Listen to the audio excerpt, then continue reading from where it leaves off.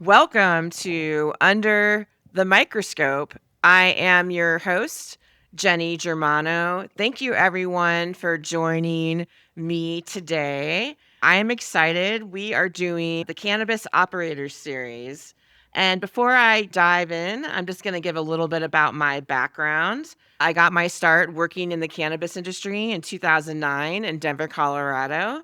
And in 2015, I founded my company, ICS Consulting, and I've been helping cannabis operators navigate regulatory landscape now for 10 years across the United States. And like I mentioned, we are doing the Cannabis Operator series, which is one of my favorite part of my podcast is sitting down and doing these fireside chats with cannabis operators. And our guest is Tiana Woodruff and she is the CEO and founder of Queen Mary. Welcome, Tiana. Hi, how are you, Jenny? So good to be here. Yeah, I'm so happy to have you here as my guest. I've been wanting to have you on for a while now. I'm really glad that you made the time to come on and join my podcast. Why don't you go ahead and give our listeners a little bit about your background, what you did prior to cannabis, and then when you made the move over to work in the industry?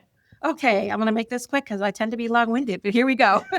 I'm a Colorado native. My family's from there, as we were talking earlier, like 5 generations. Like I'm from Colorado, just deep in there. But I did move to Los Angeles back in 2010 with my now husband. We moved out there from Colorado. We moved here because actually at the time I was in the entertainment industry and doing stand-up comedy and doing musical theater and have an MFA in arts. And so that's what I was doing. And then I got into starting my own business. Side hustle gigs in LA are huge. And I was actually a party planner doing parties for kids, like birthday parties and doing bubble shows and magic shows and characters and running all of that. And that was fun. And honestly, dealing with crazed, obsessed mothers with their birthday parties, especially in Los Angeles, but it's a very competitive thing. Like these birthdays were not for the kids. You have to understand this stuff. They would have a petting zoo and they would have stuff going on, but then the parties were just insanely catered, like these huge parties. Like LA is just known for parties. Yeah. But then my husband and I now, we were getting married and we were getting married in Italy. We decided. And so we got married. We're Catholic. So I'm Catholic. And I got a second job as a delivery driver back in like 2016 to help pay for this expensive wedding that we were going to have.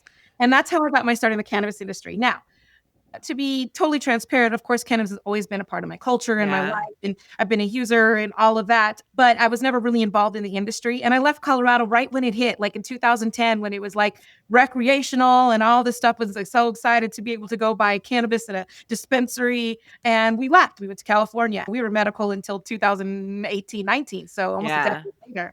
So yeah, I drove during the medical days, Prop 215 here in Los Angeles, door to door delivering cannabis. So people would order online and I would go to their door, basically deliver their orders. I worked 6 days a week and I worked at night because I didn't want to deal with traffic and I had a day job anyway. So from 8 p.m. until 2 a.m., because the regs were very different during medical days than they are now during rec. And I delivered cannabis door to door. And one thing that I learned and discovered when I was doing this was that most of my customers that were ordering were female. Like I was delivering to many women as we like to buy stuff online. Yeah. And I was right on the brink of when Prop 64 hit and it was going to go rec and you could apply for your own license. And I thought, I can do this. I really like what I'm doing. I could start a cannabis business. And I applied. I literally went straight to the state and applied for a license the second that day the thing was open. And they got back to me and they're like, everything looks great. We just need to have your license to do business. And I'm like, here's my business license. I saw that on the list. They're like, no. Every city has its own. If your city has one, you have to get a local license before you can get a state license. I was like, oh. So, of course, in Los Angeles, that is the DCR, which is the Department of Cannabis Regulation.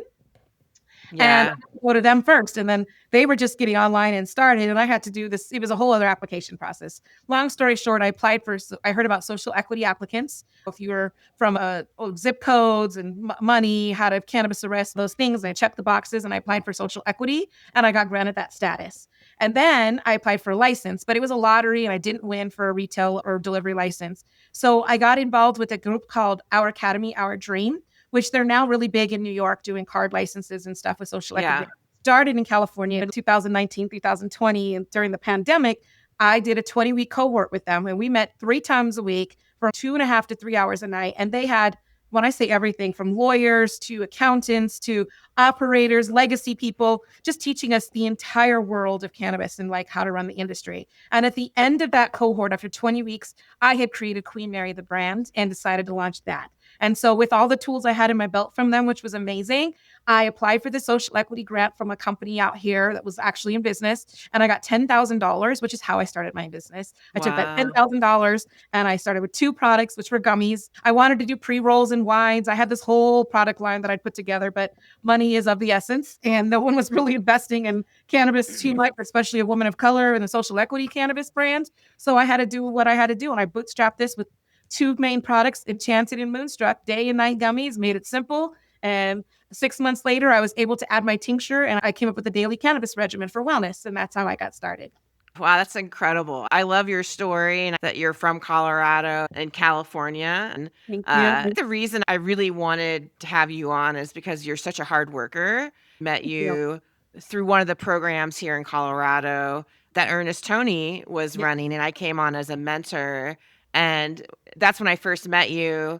And I thought, my gosh, she is working really hard. And then I started following you online and just watching you bounce all over the country. And I'm a big fan of people who work hard. You know, Like, it's funny because I'm from Colorado. I was actually born in Los Angeles. My mom came out here for a stint, met a guy, lived here for 8 years, had 2 kids, and moved back home. So I moved back to Colorado when I was really young. So I do have a California birth certificate, but I'm a Colorado girl. Like I said, 5 generations deep, pretty much born and raised. So the funny thing about that is Ernest at BioProCam, because if there's a social equity program and an online cohort, I was going to join it. I remember my first year in cannabis, and I had somebody tell me this at another event recently. They were like, most people don't do what you did. Is I knew nothing. Running a party business and getting into this highly regulated industry was day and night. I didn't know anything about setting up a business, about whether it should be an LLC, an S Corp, a C Corp. That first year in that cohort, and even thereafter, I was taking notes. Every like panel I went to and everything I listened to, I always had my phone on record, just audio record. So I could go back and listen and take notes and study and research and get books on finance because everyone's like, you need to get money. You need to talk to VCs and investors. And I don't know that language. So it's like I'm sitting here and I'm reading books. I'm learning about different types of notes and investing and all of this stuff. And I thought my head was going to explode. I swear I got it wow. every day and just trying. And that's why when you say you've seen me, I went to school at CSU. Which is now CSU Pueblo, but it was actually USC at the time, which is funny because I live in California. And I just love to tell people I went to USC because they just assume I went to USC. Just don't correct them because we're not really wrong. But anyhow, but my degree, my background was actually marketing and advertising. So that's like my base. And so one thing in my building a brand that I knew is like, it's almost like if you build it, they will come. And I was not a lot of money and not a lot of product, but I built a name for my brand by making sure I attached myself to these big conferences, would show up. And then by the next year, I was being asked to speak on panels, just throwing myself in and anybody, like I'm in the middle of everyone's conversation. Hi, I'm Tiana. Nice to meet you. If you know, making myself known. And so I think that's been what's real help in being able to grow and being a small social equity brand that's in 2 states, California and Colorado. Yeah. Yeah. That's incredible. I think it's helpful for anyone listening. I'm glad that there's these incubators, like you said, cohorts and these programs, and you got that access from what they were doing on the East Coast. And you just kept going after the information to Yes. learn as much as you can. I would get on Instagram and just follow anything cannabis and find out like what are the conventions, because now there's like people that put out lists, but a couple years ago even there wasn't. You have to seek them out from of course everyone knows about MJ Biz, that's huge, it's in Vegas, but I did in my first couple of years, I'd never heard of MJ Biz. Yeah. And the first thing I had done was actually MJ Unpacked because they had sponsored our academy, our dream people, the brands that came out of that. My first year there were 20 brands that came out of Wow. that. Well, they sponsored us coming out to their first show in Vegas. And that's pretty much where I launched in Vegas, was at MJ Impact at their very first show. It was my first cannabis conference ever. My display case that I put together. And I'm very much like artsy fartsy girl with creatives doing parties. So I'm there showing up with bins of like art supplies. Literally, it's like glitter threw up in my case. Like it was all beautiful. Oh, 5 hours to put it together. But I was so excited. And then, of course, I was ill a little bit. I got sick and I was so mad because I'm like trying to talk to people and literally like my nose, I had tissue. Your nose is just red and running down your face. You can't make it stop. And I was like, this is awful. No one wants to talk to me, but I did it. I've been in every MJ Impact since. They've gone Vegas, New York, Detroit, Atlantic City. Like I'm there. I love them. They're one of the best conferences for making relationships. But Quality. it's Yeah. very quality. It's because of them that I'll give them credit, like that I'm in Colorado because I met my operator actually in New York and then again at Benzinga in Florida.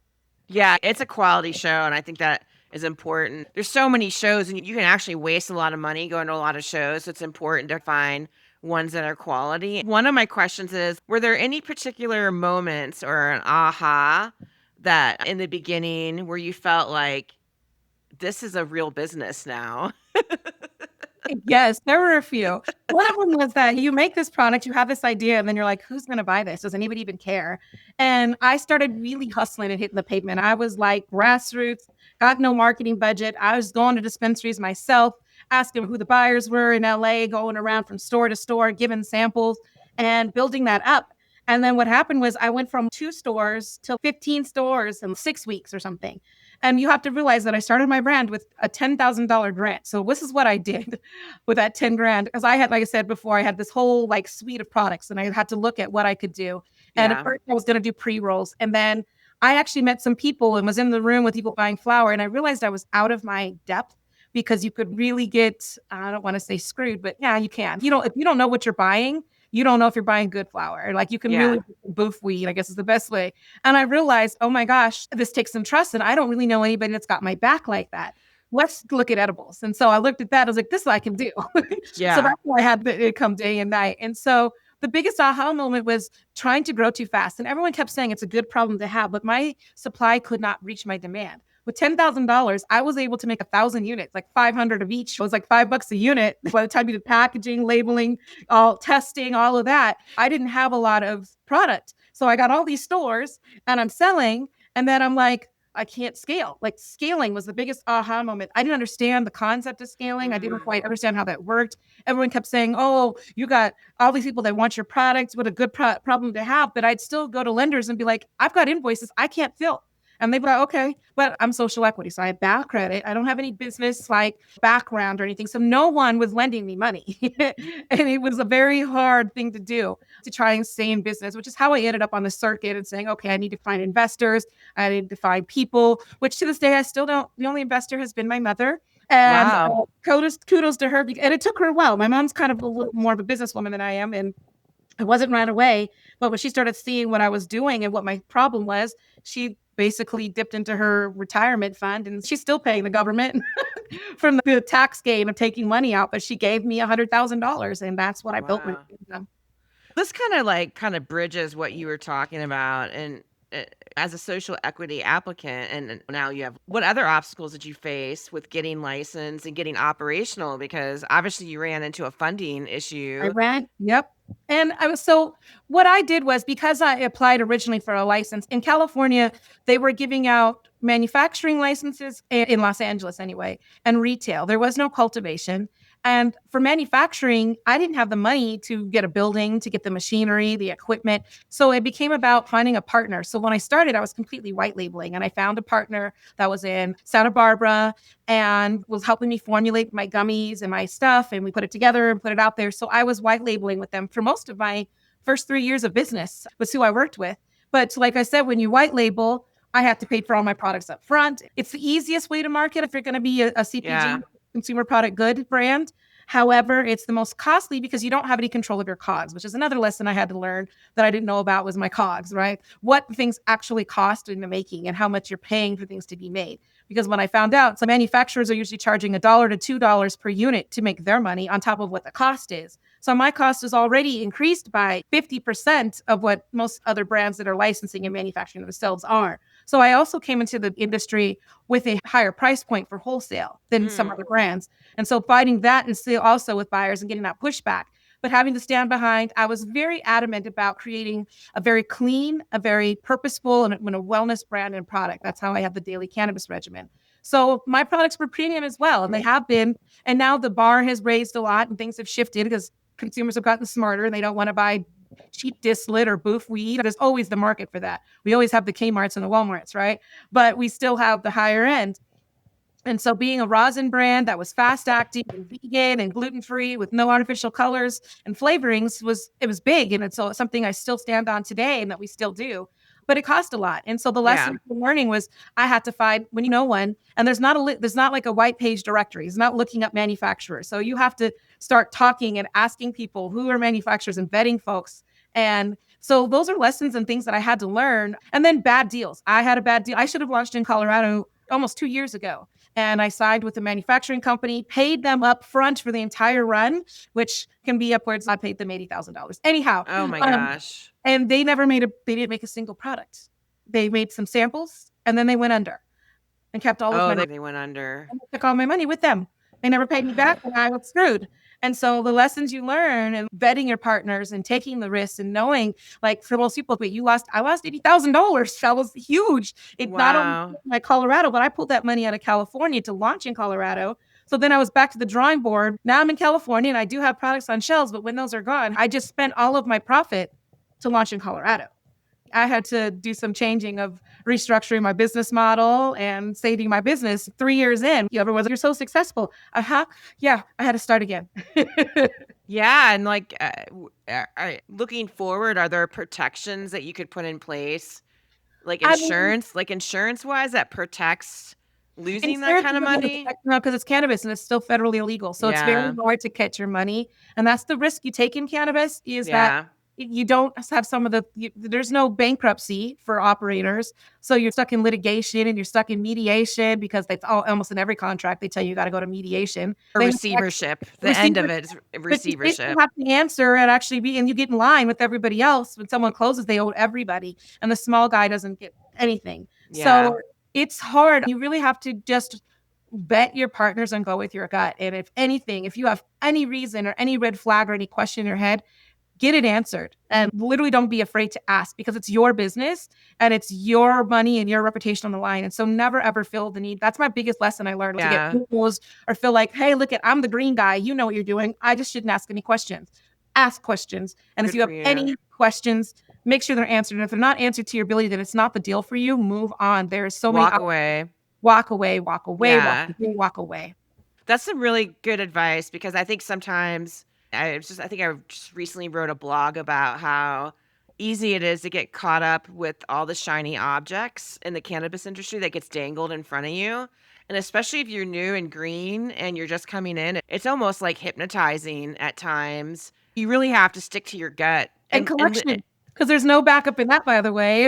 I've never heard of, you think of like regular consumer product good industry, like it's Safeway or even at the mall or something, a clothing brand. Levi is not fronting or floating their product to to Dillard's. You know what I mean? Dillard's is paying probably 50% down, and then the rest when they get the order. And in cannabis, it's the exact opposite. All your retailers and people are asking for terms, and they're like, we need net 30, net 45, net 90. And you're like, so you want me to give you all this product, and then in 90 days, you're going to pay me?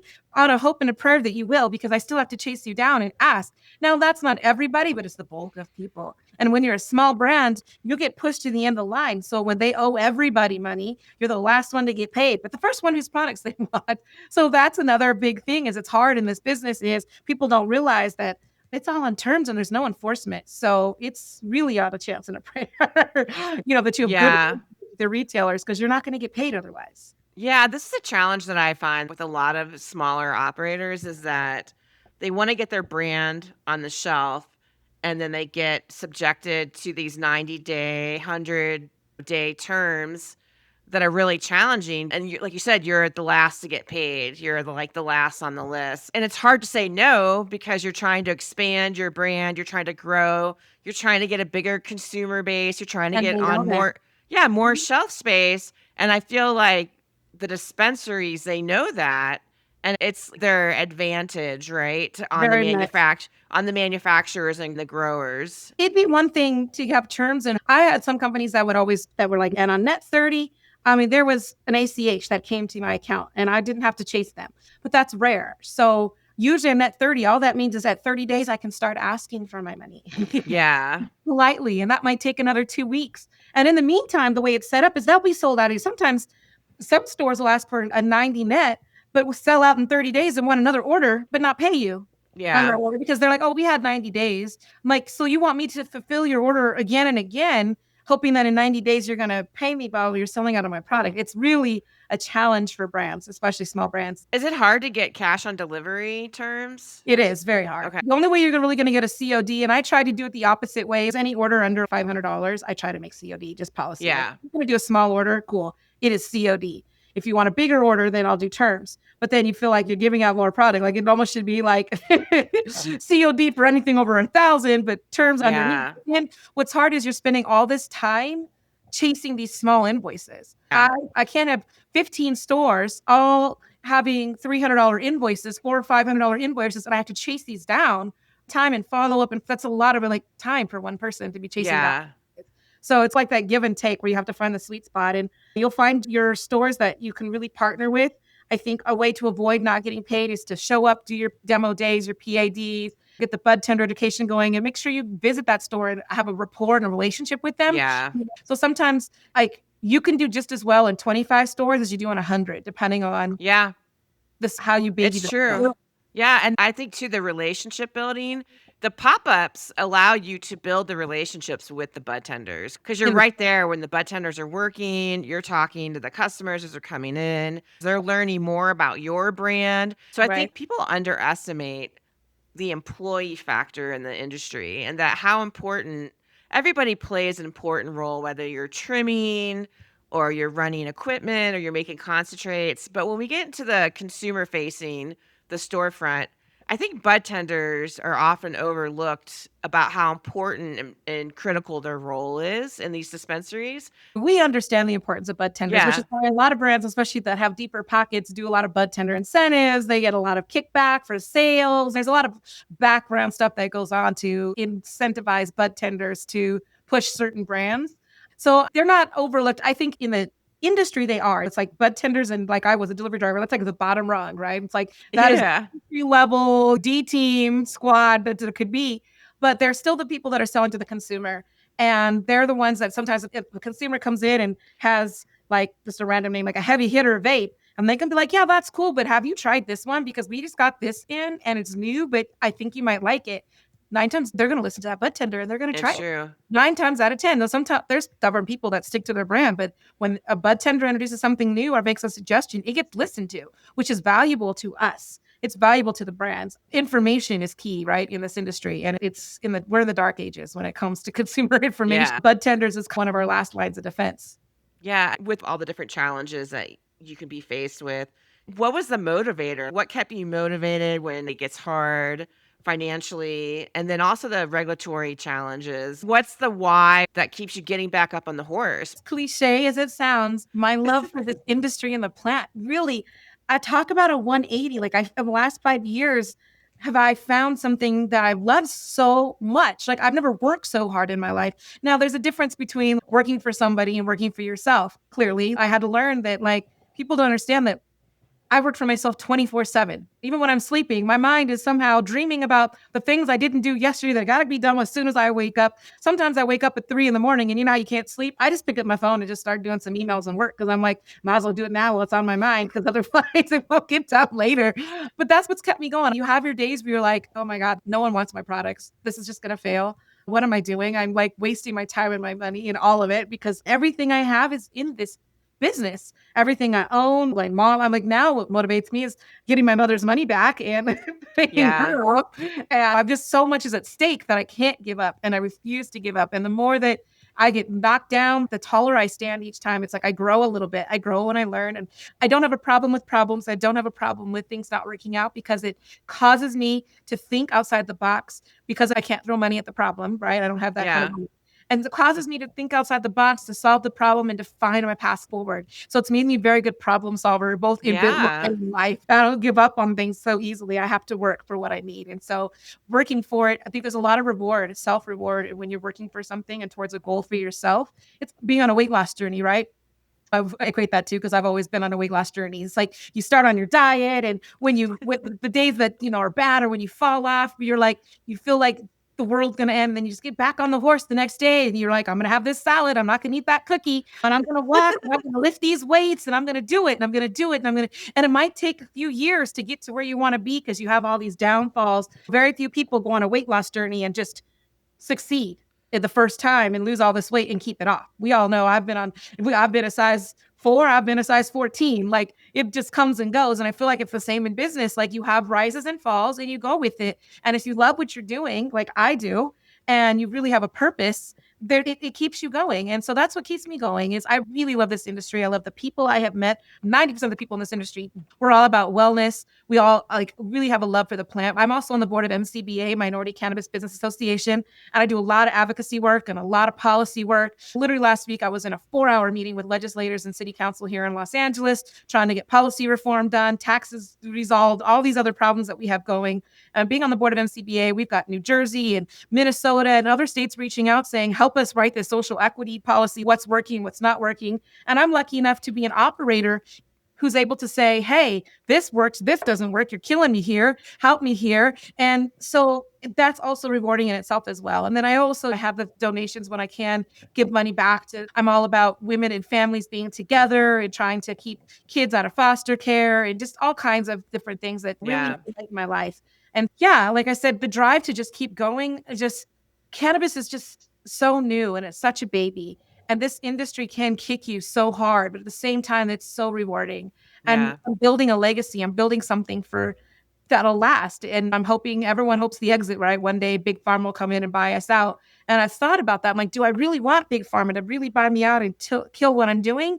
Or do I want to keep going on my own? And we'll see. I don't know. I'm always like, well, someone bought me out. I swear the deal it's going to be that I'm on the board for 3 years and I still run things until it's just not on me 100%. But yeah, part of it, it's just, there's a lot of lessons learned. There's not all good apples in this industry, but that's how it is in business and in life. We meet friends we think that are good and they turn out to be not who we thought they were. Same as in business. It's just life lessons. And if you have a goal, just stick with it. Yeah, I think that was so beautifully said. And it's that up and down journey. It's just life. And life is up and down. And we all have the highs and we have the lows.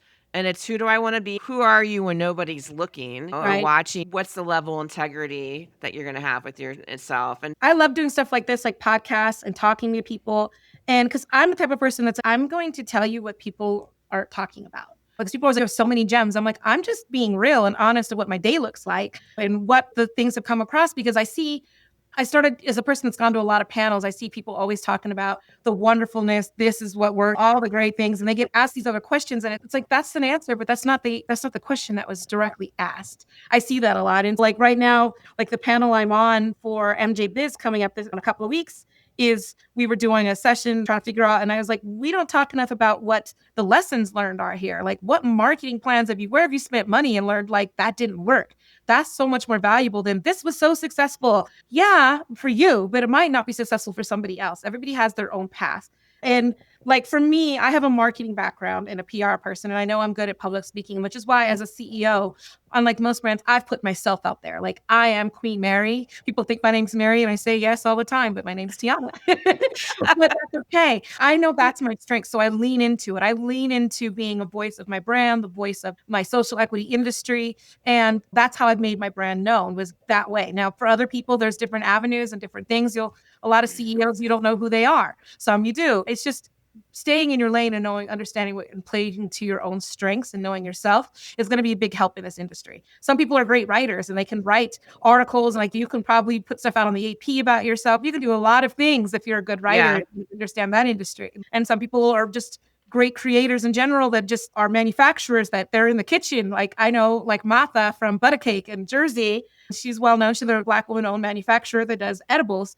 And that's what she's good at. She'll come out and do events and stuff, but she knows she likes to be in the kitchen with her hat on and her chef thing. And she creates amazing products and has a wonderful team. And that's where she's good. And she's like, when she was out and about, knowing her personally, she said, I got to get back in the kitchen. Like, it's getting lost. I need to go back and make my products and get things going. And I'm the opposite. I'll go in the kitchen and I teach people how to make my stuff. And I just trained a whole crew in Colorado. And then it's funny, I just tried my products the first time and I was like, how long did you let these dry? These little On your next batch, can you please check the water meter? Because I'm like, I know quality control. I was like, it is what it is, but they'll get there. But those are the things that you got to do. And so playing Yeah. to your strengths is like one of my biggest things I say. If you're going to start a company or start a brand, or you're going to cultivate, know yourself and lean into your strengths, because that's what'll keep you going.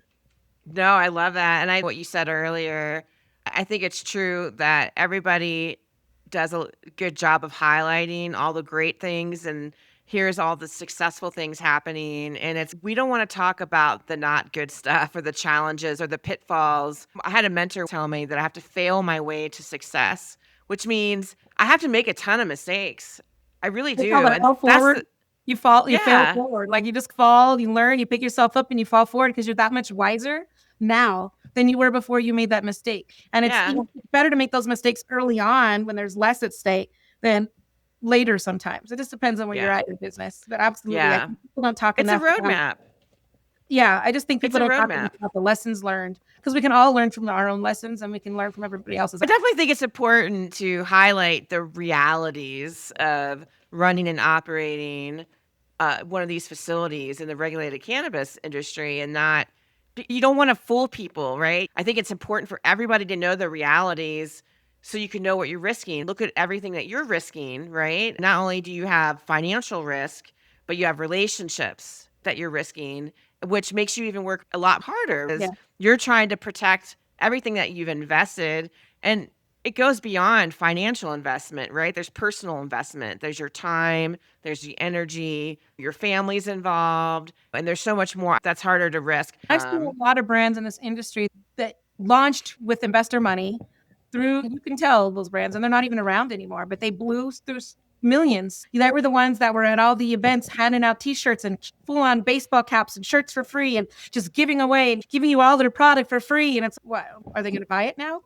And I think that it fell because they had all this money and they'd spend it all on these big things and always had the biggest display or the biggest booth at the events. And but it's, Yeah. sales got to match that. There's got to be operational support as much, not just the hype. And a lot of brands do come up and hype. And sometimes there's a lot of brands that are in it that aren't compliant, that just come in, make a bunch of money, and they know they're going to get shut down, but they just pump the market with bad products that have cartoon images on them that are for kids or Skittles and making them look like fruit and candy. And there's a lot of bad operators, which is why the hemp ban just happened. It's because there were a lot of really good businesses that were cannabis that started a hemp side that still ran a regulated good business, but there were a lot more bad actors because there's a lot of people out there with money that when they see an opportunity, they throw a bunch of money at it and they ruin it for everybody. And unfortunately for cannabis and for hemp, we have to deal with that as well, on top of all the compliance and the regulations and the stigma that's behind it, right? Like we're in an industry where it's like cigarettes and alcohol do not have the stigma that we do, yet they're the ones killing people at 10, 15, 20 times the rate. And it's just crazy to see that, what's socially accepted and what's not. So there's a lot of barriers and a lot of things that happen in this industry, but I think just education is key and keeping the momentum going and sharing what's good and what works. I think I'm always an open book. People ask me questions all the time or ask for referrals. And I'm like, I'm here. Give my info. Any questions I can help you with, anybody I can connect you with, I'm happy to do, because I don't look as other people as my competition. We're all in this together. This is in the industry. Yeah. You mentioned compliance and regulations, and I was curious, what kind of regulatory challenges have you had to face? Because you did California and then Colorado. But then when we get into California, I know it can get tricky because the municipalities are very different. They have their own set of crazy regulations. You had to navigate all that. What's cool about California, listen, California is a massive state. As I was talking earlier, it takes you from one border to the other. It's like a 20-hour drive. I can drive to Denver quicker than I can drive the state. When it comes for a brand itself, I don't have as many regulations because the state regulates that. Branding, compliance, testing, packaging. It's all pretty universal across the state.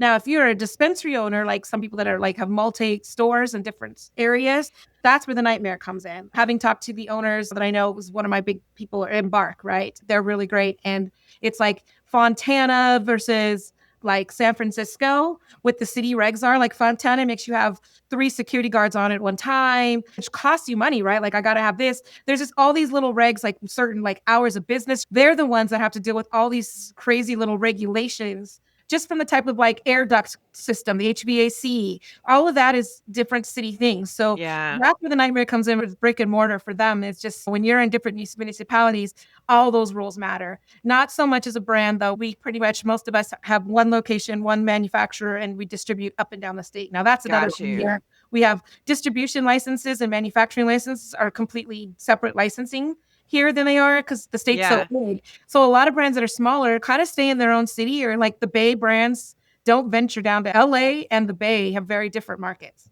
The Bay is all about outdoor, sun-grown, regenerative flower, and LA is give me the skunk, the gassy, the indoor, the very strong, potent indica. It's a very different type of market, and so that's one of the biggest challenges you have in California as a brand is where do you sell? Like, where's your niche market? Because it's not the whole state, depending on how things are. Now, for myself, I have carved out a very niche market in the wellness aspect. I have not tried to compete against the major culture brands or the legacy brands or even the big MSO operators. I have a daily cannabis regimen, 3 products, morning, noon, and night. I'm basically like the sunrise, the high noon, and the sunset. Just Smart. follow the sun, and you will follow Queen Mary and have a very clean rosin, no artificial colors or flavorings. Everything's all natural. Even though our gummies are colored, we color with like beet juice and whatever, spirina, whatever that guys, but different natural colors, carrot juice. Yeah.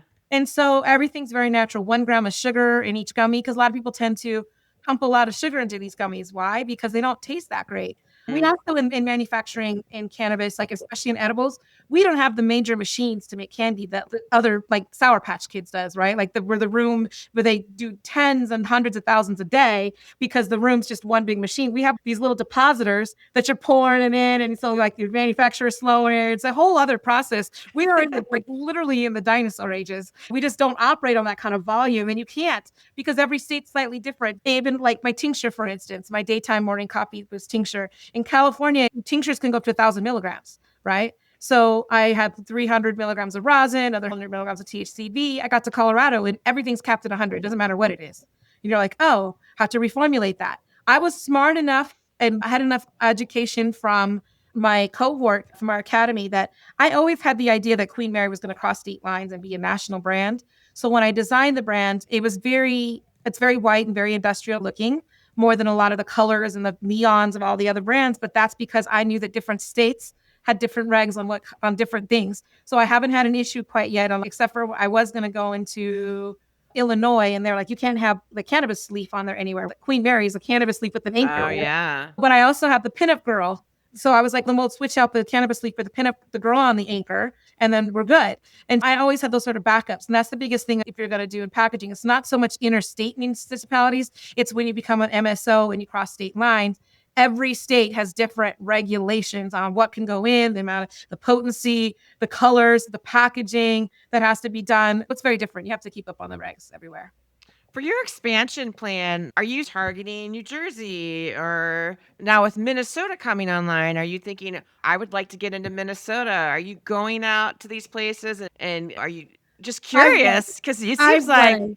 One of the yeah, lessons I learned going back, I was just stop being a hamster on a wheel and chasing everything. I yeah. wanted to grow my eyes. I had delusions of grandeur. My eyes were so big. I wanted everything as it was coming at me, the candy store, like new. And so as new states were coming online, I would look at their social equity requirements and I would apply for social equity status. I am social equity in 4 states, but I'm only launched in 2 of those states, one of them being Minnesota. But Minnesota, I should have just taken my money back, but I didn't because they didn't tell you. They had this whole thing where they got sued. They had to change. They didn't do the lottery until a year later. And that first application process, I filled out my application myself. I turned everything in. I applied for social equity status, which they gave me. And then when it came time to do the application, they were like, oh, you're missing this. And I was like, you're giving me 10 days to correct something. You should have told me because they had this opportunity for a while. They were like, we're going through issues. We're going to be changing some things. And they sent it out to all of us. You guys can either withdraw your application and get a refund or just wait until whatever and you can fix it. So I chose to fix what was wrong with the application. But then they waited until the round opened and you had 10 days to get your whatever that window It was was a open. deficiency. Yeah. And I get my application. I'm looking at it and I'm like, I can't get this done in 10 days. Like, Oh what my happened with gosh. me? I should have gotten there. And then I couldn't get a refund. So I just threw away $1,000 for no reason to apply for social equity in that state. And I could go back and fix that. But I also have had conversations and trying to either white label or get a licensing deal. And with all the shows I go to, if every licensing deal went through or white labeling deal, I'd be in 8 states right now. Yeah. Tell you how much time and energy I have spent. And these deals, Wow. a lot of energy, a lot of time. I'm paying attorneys to read contracts, to write contracts, to do this. And then they just don't go anywhere. And I just got tired of that. And Colorado, I thought was going to launch 2 years ago. And then, like I said, I got all that going. I put money into it. I was so excited and it blew up in my face. And I had to go back to the drawing board. And I finally was able to launch because I got a licensing deal in Colorado instead of a white label situation. And that was great because I had that in my back pocket.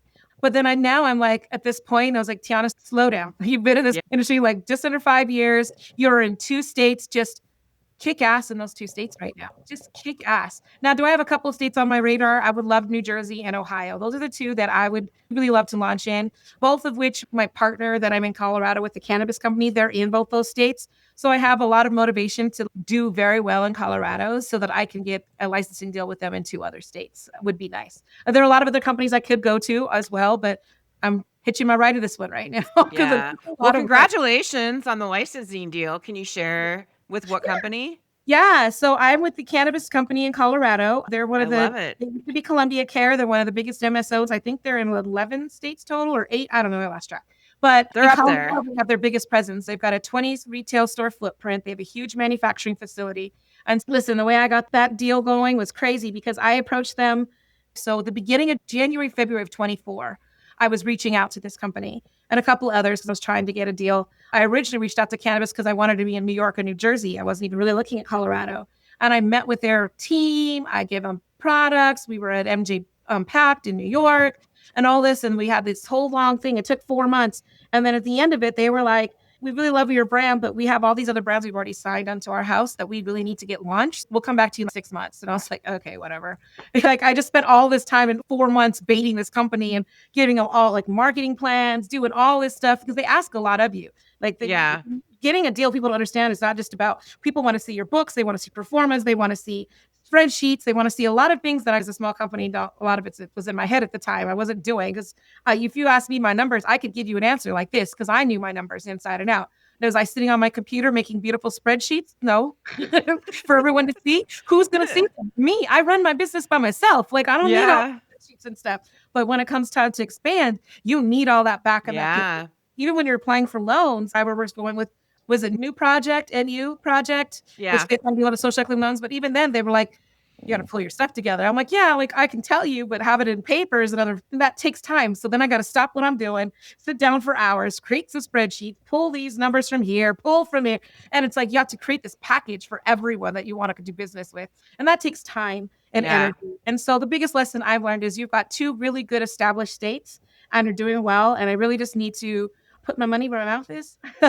Yeah. Long time industry folks over there at the cannabis. Yeah. I'm excited for you. So to make a long story short, they turned me down. I went with this other company, which I'll leave unnamed in Colorado, that went under. I lost my ass, if I can say that, to say the least. Yes.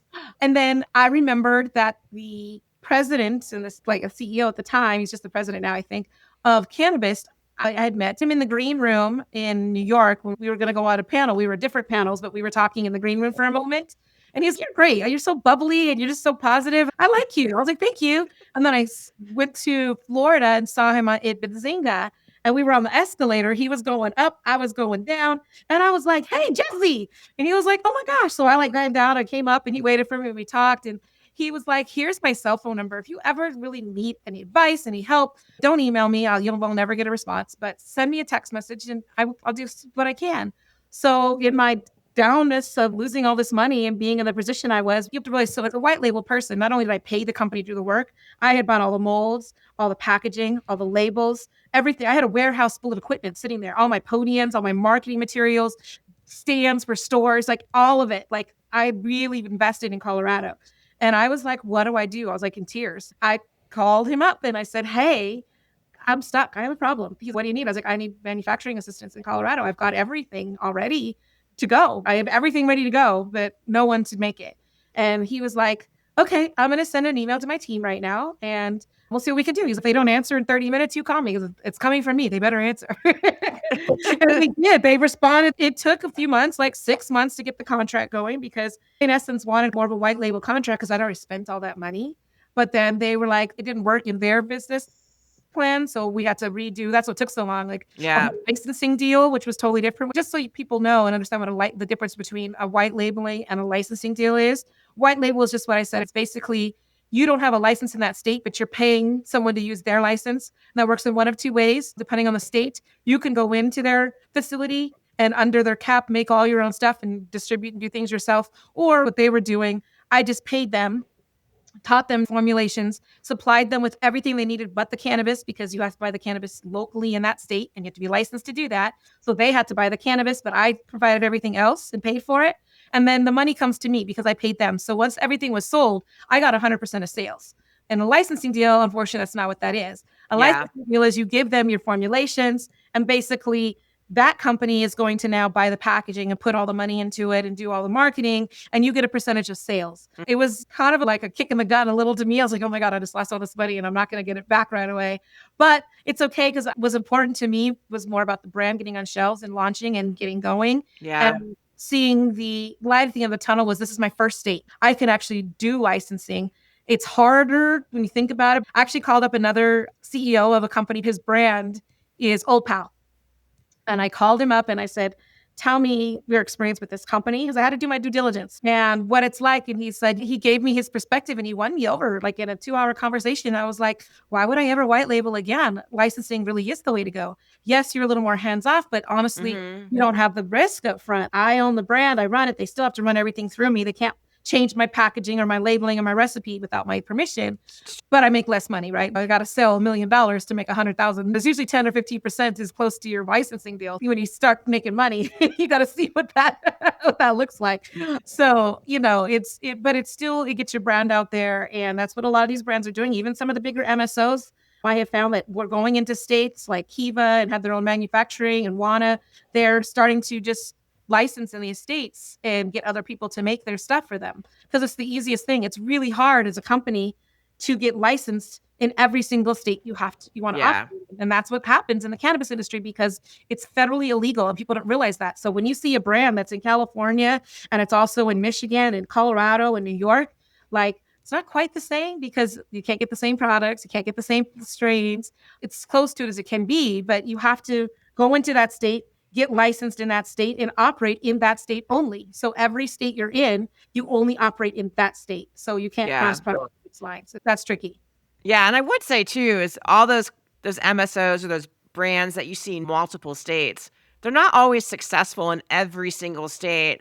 Larger cannabis businesses have issues just like smaller cannabis businesses. They might look different and cost more, but that's why you see right now a lot of MSOs, probably in the last 2 to 3 years, they've actually been scaling back, selling off assets, going lean to adapt to how the market is shifting across the United States. I always like to ask everyone this question that comes on here is if you could go back to the very, very beginning and give yourself advice from day one, what kind of advice would you give yourself from everything now that you've learned? It's crazy because, and I want people to know, we throw a lot of terms around in cannabis like MSO. It's like, that's for multi-state operator. For anybody that doesn't understand what that means, it just means that you're in multi-states operating because you have to get a license in each and every individual state. I know what my weakest point is, and it's usually budget. And it's not because I don't know how to budget or I don't budget, but I have big eyes and I want what I want. And sometimes events can be a little blinding when they can help at the same time. Like I chose to build my brand on going to events and meeting people and talking as much as I could. Now, was it the smartest thing? Probably not. I probably could have done some other things with my money and done some online ads and some other things that other people have done. So when I look back, as I do things different, yes, but would I don't know because I don't think everything that I had done got me to this point.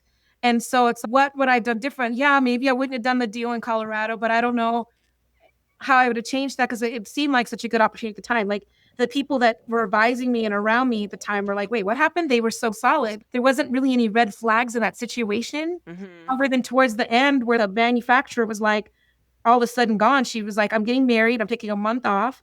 And then when we get back, we're going to run your products. And then that month went by and I didn't hear anything. And I'm calling and calling. And then one day I get an email bounce back saying resigned.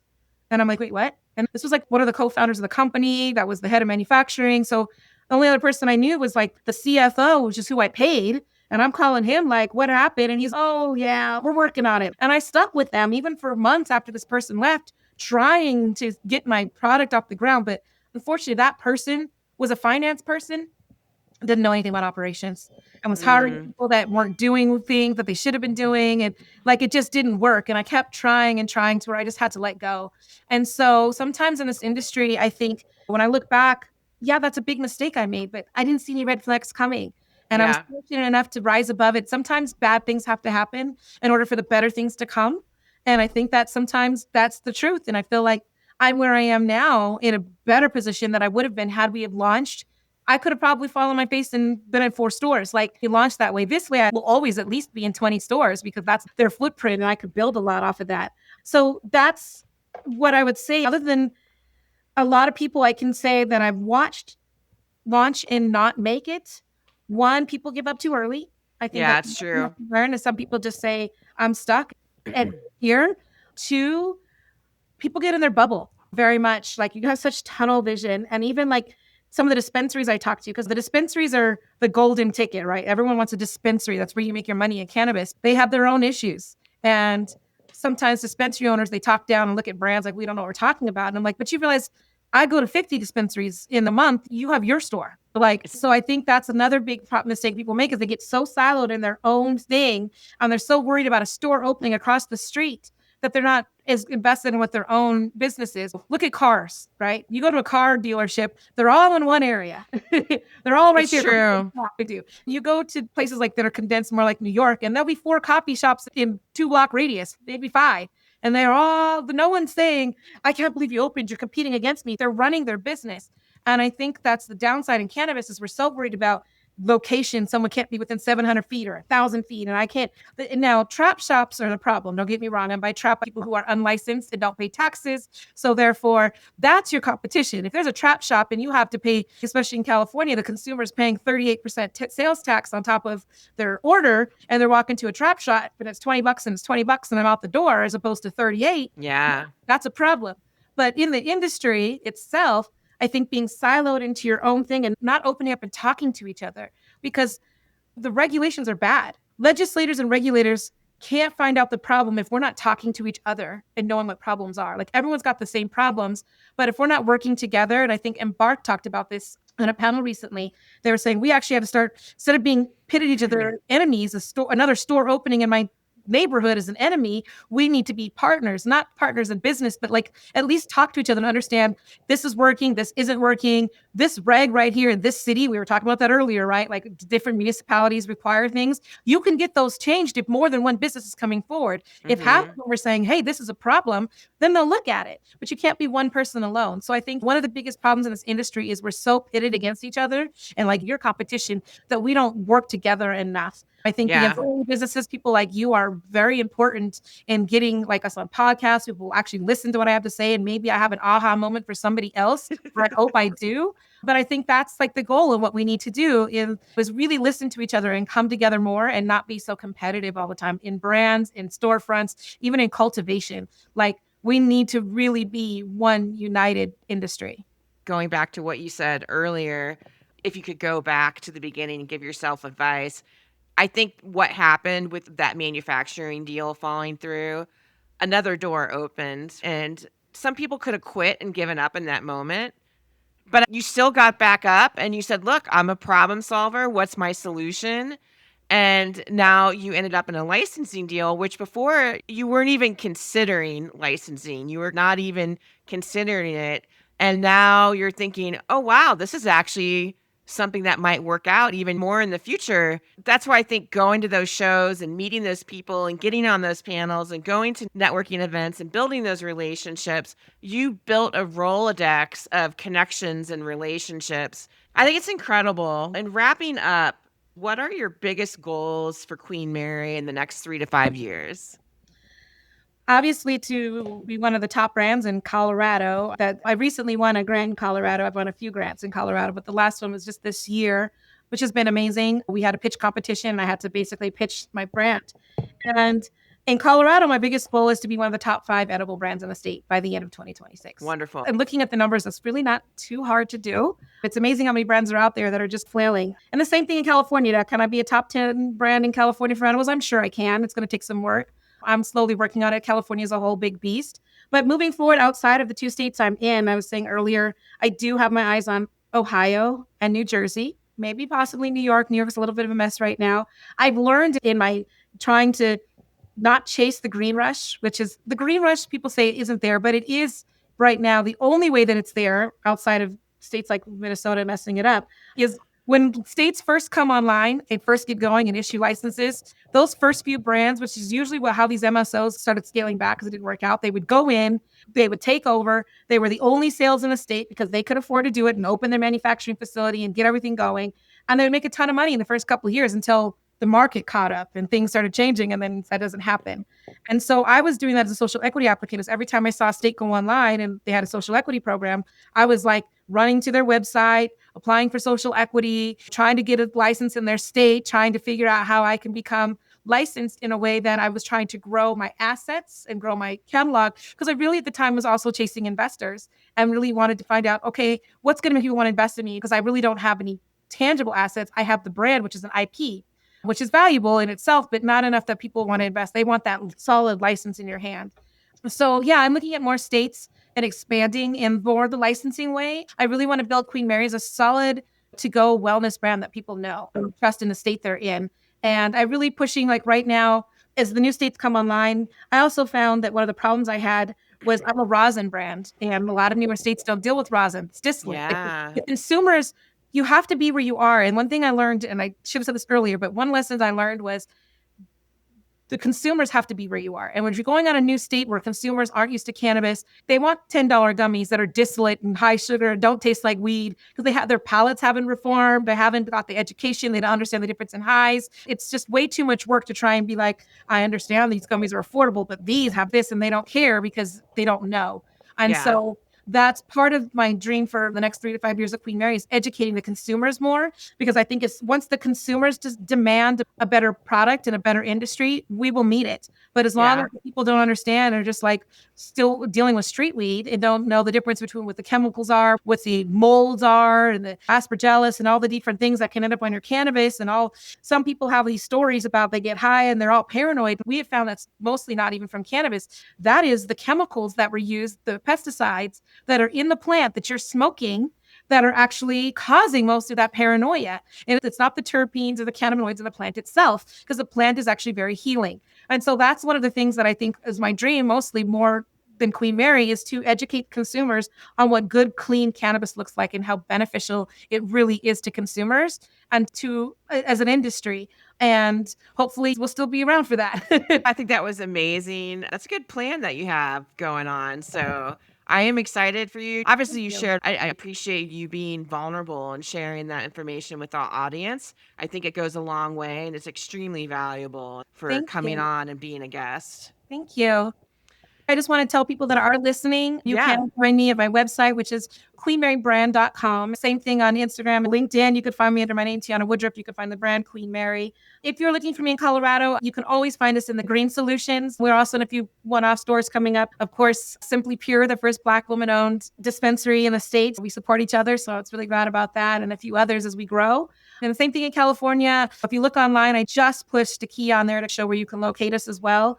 You'll find us on your websites and on MSNBC and NFL Network and all these cool things. So please keep an eye out for Queen Mary. I didn't talk much about my products, more about the business, but I do have 3 products, morning, noon, and night. Energy, focus, sleep are our 3 things. A coffee boost tincture with THCV and vitamin D. Daytime gummy with rhodiola, a rosea infused into it, and vitamin B12. And then a pain relief sleep aid gummy with Cinnamon and CBN. And so everything's fast acting, it's vegan, it's gluten-free, 1 gram of sugar, and pure rosin. And actually, we just entered a new product into the MJ Biz Bowl. We'll see how that goes. We have a whole plant gummy that's like a new process that we worked with Azuka on. Instead of doing extractions, which is like distillate, resin, rosin, we actually just take the whole plant, we decarbolize it, which means we bake it and get all the THCA cooked off of it. And then we use a process that we nanoemulsify the full flower and put it into a product. So it's really a Wow. new thing. I call it extractionless. It's whole plant gummies. Cool. So I'm really excited about that. We're just very much into staying as on the forefront and inventing new products that are just, they have purpose. We're all about wellness with a purpose. And I'm not trying to reinvent the wheel. I'm just trying to add cannabis to it. Amazing. Thank you. And just to the listeners, this podcast will be available for wherever you stream, Apple and Spotify. I'll have Tiana's information listed in the description box. Thanks again for being a guest and really appreciate the listeners today. Thanks, everyone. Thank you.